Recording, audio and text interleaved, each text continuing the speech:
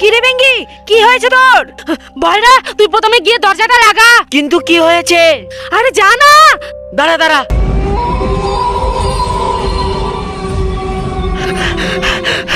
এবার বল কি হয়েছে? ম্যাম, আসার পথে আমাকে একটা নেকড়ে হামলা করেছে, মনে হয় ও আমাদের স্কুলেও চলে এসেছে। চল লুকিয়ে পড়ি।